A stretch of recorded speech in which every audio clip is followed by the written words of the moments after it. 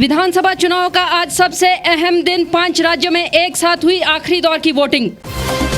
41 वर्ष आयु की हुई भारतीय जनता पार्टी दिग्गजों ने दी शुभकामनाएं। हिमाचल में कोरोना फिर बेकाबू, सख्ती की तैयारी में सरकार।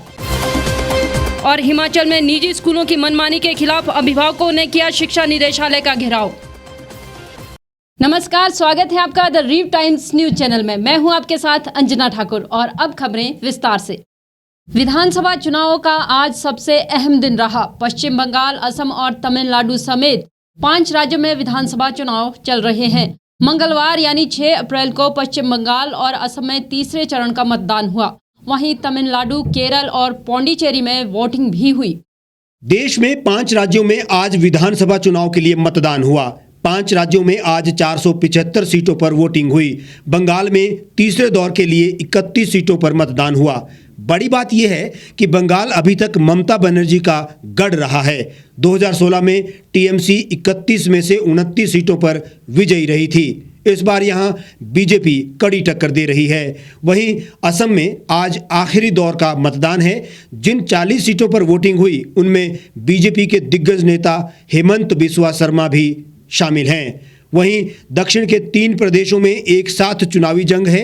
एक ही फेज में वोटिंग हुई है। इसमें केरल, तमिलनाडु और पुदुचेरी शामिल है। तमिलनाडु और पुदुचेरी में पहले और आखिरी चरण के लिए मतदान हुआ और केरल में 140 विधानसभा सीटों पर वोटिंग हुई। इन सभी 5 राज्यों के कुल 475 विधानसभा सीटों के लिए वोट डाले गए। ये इन सभी राज्यों में अंतिम चरण का मतदान था। इन सभी राज्यों के चुनावी नतीजे 2 मई को एक साथ आएंगे। वोटिंग के दौरान पीएम नरेंद्र मोदी ने सभी राज्यों में भारी मतदान की अपील की। मतदान के मद्देनजर सुरक्षा के कड़े इंतजाम भी किए गए थे, जिससे कि वोटिंग के दौरान लोगों को किसी तरह की दिक्कत ना हो। इन सभी राज्यों के चुनावी नतीजे 2 मई को एक साथ ही आएंगे। आज यानी 6 अप्रैल को भारतीय जनता पार्टी का स्थापना दिवस मनाया जा रहा है। इस खास अवसर पर प्रधानमंत्री नरेंद्र मोदी, गृह मंत्री अमित शाह सहित तमाम दिग्गजों ने शुभकामनाएं दी। 5 राज्यों के विधानसभा चुनावों के शोर के बीच बीजेपी का स्थापना दिवस आज 6 अप्रैल को देश भर में मनाया गया। भारतीय जनता पार्टी की आयु आज 41 वर्ष हो गई। पार्टी के स्थापना दिवस पर हर राज्य में कार्यक्रम आयोजित किए गए और पार्टी के बड़े नेताओं ने अपने अपने तरीके से कार्यकर्ताओं को शुभकामनाएं दी। इस मौके पर प्रधानमंत्री नरेंद्र मोदी ने कहा कि आप सभी को भाजपा स्थापना दिवस की बहुत बहुत बधाई। पार्टी के गौरवशाली यात्रा के आज 41 वर्ष पूरे हो रहे हैं। ये 41 वर्ष इस बात के साक्षी हैं कि सेवा और समर्पण के साथ कोई पार्टी कैसे काम करती है और सामान्य कार्यकर्ता का तप और त्याग किसी भी दल को कहां से कहां पहुंचा सकता है। इस दौरान प्रधानमंत्री ने विपक्षी दलों को भी निशाने पर लिया। पीएम मोदी ने कार्यकर्ताओं को आगाह करते हुए कहा, आज गलत नैरेटिव बनाए जाते हैं।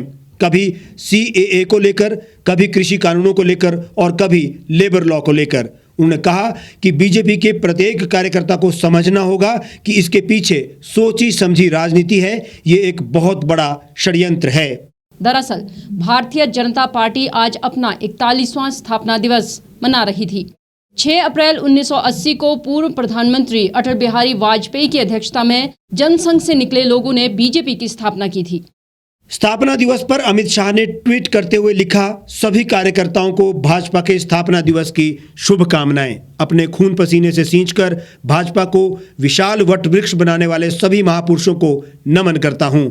रक्षा मंत्री राजनाथ सिंह ने भी पार्टी स्थापना दिवस पर बधाई दी है। उन्होंने ट्वीट करते हुए लिखा, भाजपा के स्थापना दिवस की सभी कार्यकर्ताओं और समर्थकों को हार्दिक शुभकामनाएं। वहीं हिमाचल प्रदेश में भी स्थापना दिवस पर भाजपा कार्यालय दीप कमल में विशेष कार्यक्रम आयोजित किया गया। इस मौके पर मुख्यमंत्री जयराम ठाकुर ने भाजपा कार्यकर्ताओं को शुभकामनाएं दी। हिमाचल प्रदेश में कोरोना महामारी बेकाबू होती जा रही है। 8 दिन में प्रदेश में कोरोना 34 लोगों की जान ले चुका है। ये सभी लोग 60 साल और इससे ज्यादा उम्र के बताए जा रहे हैं। प्रदेश में कोरोना से मृत्यु दर 0.2% बढ़ गई है। पहले मृत्यु दर 1.60% थी, जो अब 1.62% पहुंच गई है। दूसरी ओर रिकवरी दर में भी कमी दर्ज हुई है। पहले प्रदेश में रिकवरी दर 94% थी और अब यह गिरकर 93.13% पहुंच गई है। कोरोना परिस्थिति का जायजा लेने के लिए स्वास्थ्य अधिकारियों ने वीडियो कॉन्फ्रेंसिंग की और जरूरी निर्देश जारी किए। हिमाचल में कोरोना का कहर लगातार बढ़ता जा रहा है। इसको देखते हुए स्वास्थ्य सचिव ने मेडिकल कॉलेजों के प्रधानाचार्यों और मुख्य चिकित्सा अधिकारियों के साथ वीडियो कॉन्फ्रेंस की। इसमें कोरोना पर काबू पाने पर चर्चा हुई। ऊना, कांगड़ा, सिरमौर, शिमला और सोलन जिले में कोरोना के ज्यादा मामले आ रहे हैं। जिला शिमला में अब तक कोरोना के सबसे ज्यादा 275 लोगों की मौत हुई है, जबकि कांगड़ा जिले में भी 228 लोग दम तोड़ चुके हैं। जिला ऊना में सामुदायिक संक्रमण हो गया है। कस्बों में कोरोना के मरीज आ रहे हैं। सरकार ने जिला ऊना के डीसी और सीएमओ को बीमारी के प्रति सतर्क रहने के लिए कहा है। हिमाचल के अंदर ये वायरस आ गया है तो ये वायरस आगे और भी ज़्यादा बढ़ सकता है। वहीं मुख्यमंत्री जयराम ठाकुर ने कहा कि कोरोना के मामले पूरे देश में बढ़ रहे हैं। ऐसे में हिमाचल में भी मामलों में बढ़ोतरी हो रही है। उन्होंने कहा कि सरकार स्थितियों पर नजर बनाए हुए है और इस पर जल्द ही एक बैठक कर आगामी निर्णय लिए जाएंगे। उन्होंने कहा कि जरूरत हुई तो और सख्ती बरती जाएगी। मामले हिमाचल में नहीं पूरे देश में बढ़े हैं। स्वाभाविक रूप से हिमाचल प्रदेश में भी बढ़े हैं। कोरोना काल में स्कूल बंद होने के बावजूद निजी स्कूलों द्वारा पूरी फीस की वसूली करने और सरकार की ओर से इस मामले पर कोई कार्रवाई न करने के खिलाफ आज छात्र अभिभावक मंच ने प्रदेश शिक्षा निदेशालय के बाहर धरना प्रदर्शन किया।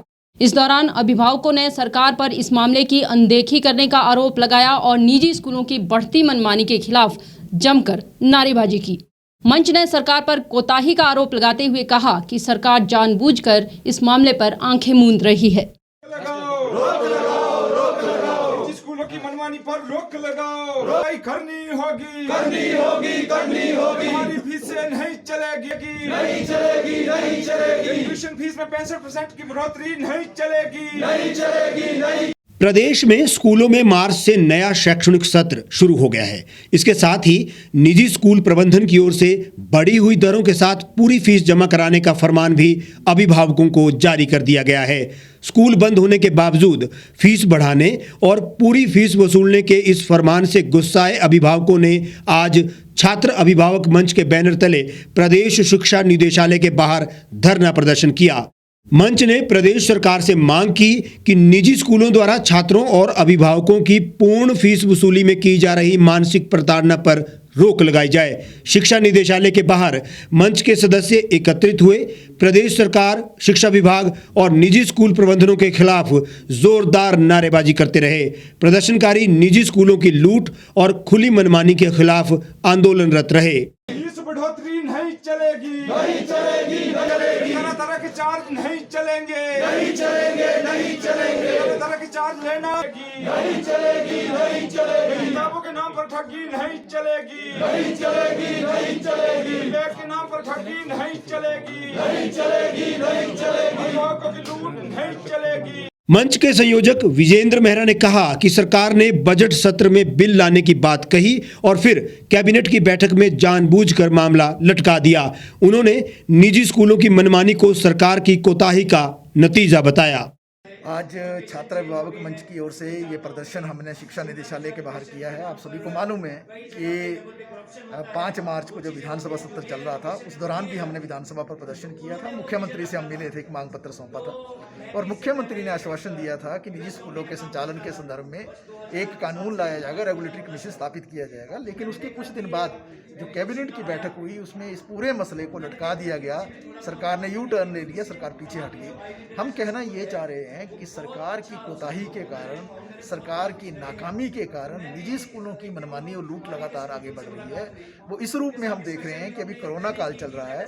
ऐसे समय में जब स्कूल बंद हैं शिमला जैसी जगह में और दूसरी जगह भी, तो इस ऐसे समय में अभिभावकों को मैसेज भेजे जा रहे हैं स्कूलों के द्वारा और फीस जो है 1 हफ्ते के अंदर जमा करने के निर्देश दिए जा रहे हैं। और बड़ी विडंबना की बात यह है कि MHRD ने जो 2014 में गाइडलाइंस दी, जो प्रदेश सरकार ने शिक्षा निदेशालय के माध्यम से 12 मार्च 2020 को जो एक अधिसूचना जारी की और उसके बाद भी कोरोना के समय में जो अधिसूचना जारी की, उसके अनुसार ये तय किया गया था कि हर साल कोई भी फीस बढ़ोतरी होगी तो उसमें जो पेरेंट्स का जो जनरल हाउस है स्कूल का, उसके सहमति से ही होगा। लेकिन ऐसे समय में जब कोई जनरल हाउस नहीं हुआ, क्या किया इस बार स्कूलों ने 15 से लेकर 65% जो है फीस में बढ़ोतरी, ट्यूशन फीस जो सरकार बोल रही है केवल ट्यूशन फीस वसूलो।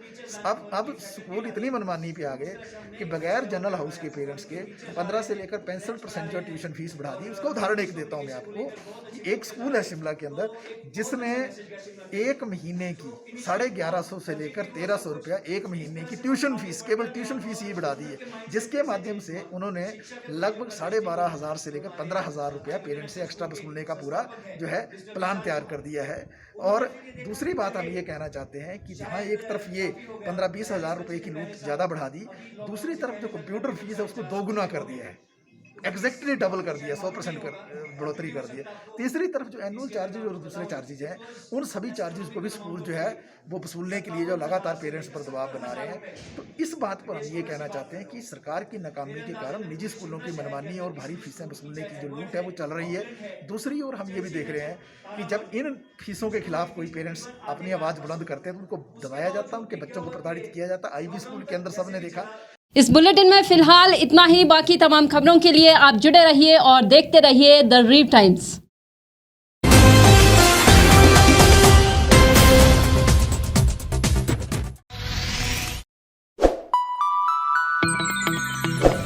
खबरों में बने रहने के लिए सब्सक्राइब करें द रीव टाइम्स, लाइक और शेयर करना ना भूलें।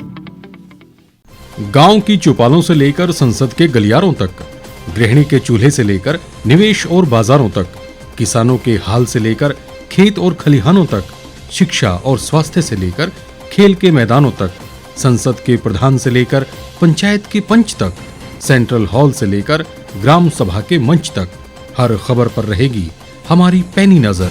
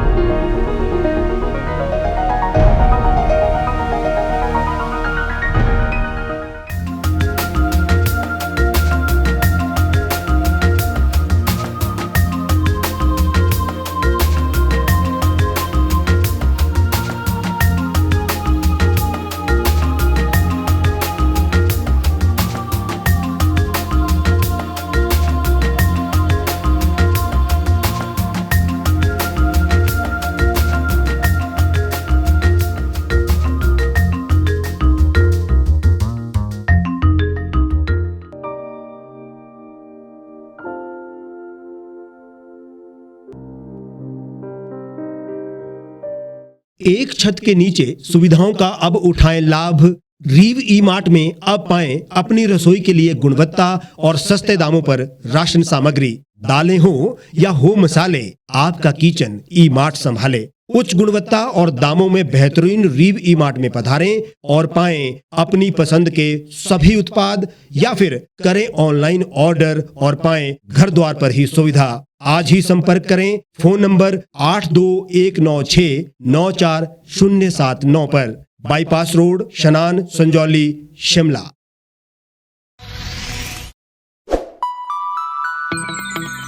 लेटेस्ट खबरों के लिए यूं ही देखते रहिए द रीव टाइम्स। लाइक, शेयर और सब्सक्राइब करना ना भूलें।